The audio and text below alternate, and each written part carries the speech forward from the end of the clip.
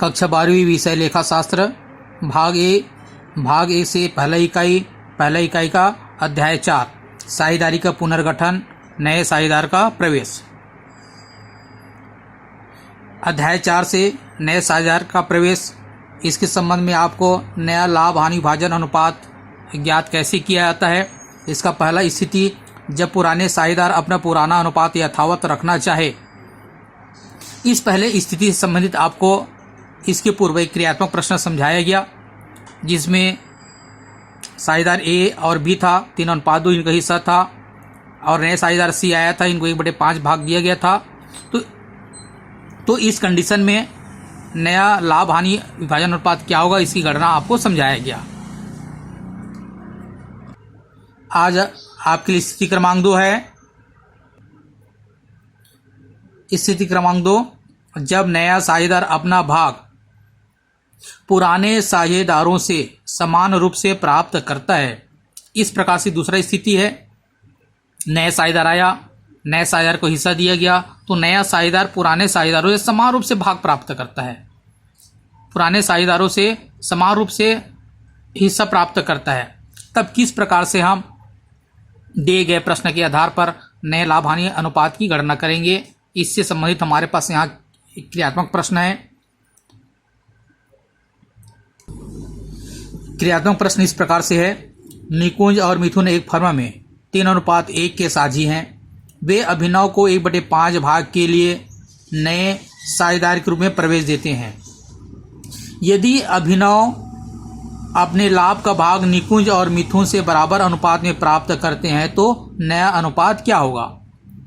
इस प्रकार प्रश्न में जानकारी दिया गया, निकुंज और मिथुन 2 व्यक्ति हैं, पुराने साझेदार हैं। अभिनव को अपनी टीम में शामिल कर रहे हैं, नए साझेदार बना रहे हैं, और इनको 1/5 भाग दिया गया है। यहाँ प्रश्न में स्पष्ट जानकारी दिया गया है कि अभिनव ने अपने लाभ का भाग निकुंज और मिथुन से बराबर अनुपात में प्राप्त किया। तो हमारा दूसरा स्थिति है, जब नया साझेदार अपना भाग पुराने साझेदारों से समान रूप से प्राप्त करता है। इस प्रकार जैसे ही प्रश्न आप पढ़ेंगे, प्रश्न में कंडीशन दिया जाएगा, नियम दिया जाएगा या स्थिति दिया जाएगा। इस आधार से आप समझ सकते हैं कि यह प्रश्न जो है दूसरा स्थिति का है। अब इसे हम हल करेंगे। हल, यहाँ पर देखते हैं निकुंज और मिथुन साझेदार हैं और इनका हिस्सा है 3:1। तो हम इसे अंग्रेजी के इनके नाम के फर्स्ट लेटर को यहाँ पर लिख देते हैं, निकुंज, एन निकुंज हो गया, मिथुन एम से संकेत कर लेते हैं, और इनका हिस्सा है 3:1 या 3/4 अनुपात 1/4। नया साझेदार अभिनव आया, इसे हम अंग्रेजी की लेटर ए इसे संकेत कर सकते हैं, और इनको हिस्सा दिया गया 1/5 भाग। प्रश्न में यह जानकारी दिया गया कि अभिनव ने अपने भाग अभिनव को जो भाग मिला है वह निकुंज और मिथुन से बराबर हिस्सा में प्राप्त किया। अर्थात यहाँ पर हम इस प्रकार से लिखेंगे, प्रत्येक से लिया। अभिनव का हिस्सा है 1/5, प्रत्येक से लिया। तो पुराने साझेदार देखते हैं यहाँ पर 2 है, निकुंज और मिथुन 2 व्यक्ति है, और दोनों से लिया गया, अर्थात इसे हम 2 से भाग कर देंगे।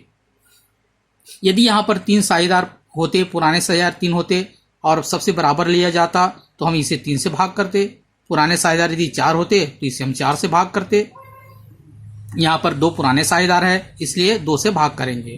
तो ये होगा 1/5 दूनी 10, अर्थात अभिनव ने निकुंज से 1/10 भाग लिया, साथ ही मिथुन से भी 1/10 भाग लिया। अब यहाँ पर हम नया भाग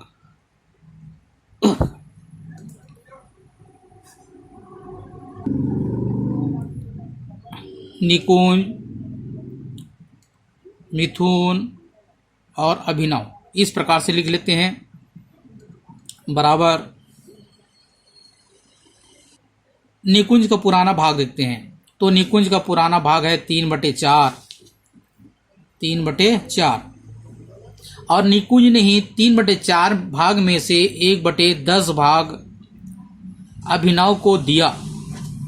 अभिनव को दिया 1/10 भाग 3/4 में से। तो हम 3/4 में से 1/10 भाग बाहर निकाल देंगे। बाहर निकालने के अर्थात इसे हम घटाएंगे। अब इसे हम हल करेंगे।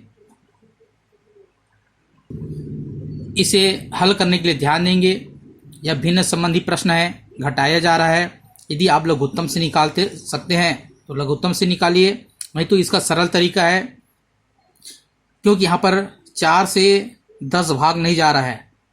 जब ऐसी कंडीशन है तो इसके लिए बिल्कुल सरल तरीका है, आप हर और हर का गुणा कर दीजिए।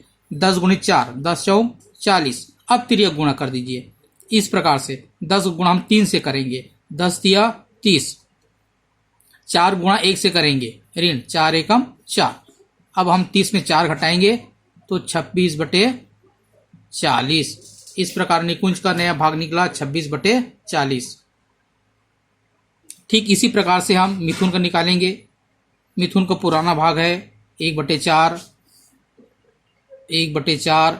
और 1/4 भाग में से 1/10 भाग अभिनव को दिया गया।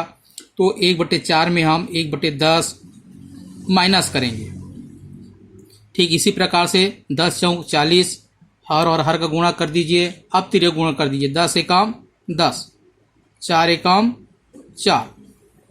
10 में 4 घटाएंगे, 6/40। इसके बाद हम अभिनव का भाग लिखते हैं। अभिनव को 1/5 भाग दिया गया। अब हम तीनों के हर को बराबर करने का प्रयास करेंगे। निकुंज का भाग देखेंगे तो इसके हर में 40, मिथुन के भाग देखेंगे इसके हर में भी 40, लेकिन इसके हर में दिया गया 5। 5 को ऐसे अंक से गुणा करना है कि यह इसका हर 40 हो जाए, अर्थात इसे हम 8/8 से गुणा करेंगे। ध्यान रखना है आपको अंश और हर दोनों में गुणा करना है। इस प्रकार से 8 × 8 और 5 × 8 40। अब तीनों का हर एक समान हो गया। अब यहाँ पर हम नीचे में लिखेंगे नया अनुपात बराबर। आप चाहे तो इस प्रकार से लिख सकते हैं, निकुंज अनुपात मिथुन अनुपात अभिनव। तीनों के अनुपात को लिख दीजिए। 26/40, 6/40 और 8/40। तीनों का हर एक समान है, हर को हटा दीजिए तो 26/6/8। इसे हम पुनः छोटा कर सकते हैं। इसे आप भाग कर दीजिए। 26, 6, 8 तीनों अंक 2 से भाग चला जाएगा। 2 एकम 2, 2 तिया 6, 2 तिया 6 और 2 चौक 8। इस प्रकार से नए साझेदार के प्रवेश पर नया लाभ हानि विभाजन अनुपात की गणना कीजिए, जो कि 13:3:4 होगा। अर्थात नए साझेदार के प्रवेश के बाद तीनों साझेदार वर्ष में जो भी प्रॉफिट या लॉस होगा उसे 13:3:4 में विभाजित करेंगे।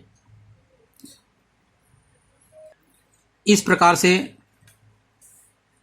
इस प्रश्न को आप 2 बार, 3 बार, 4 बार अभ्यास कीजिए, और जैसे ही आप अभ्यास करेंगे आपके लिए बिल्कुल सरल हो जाएगा।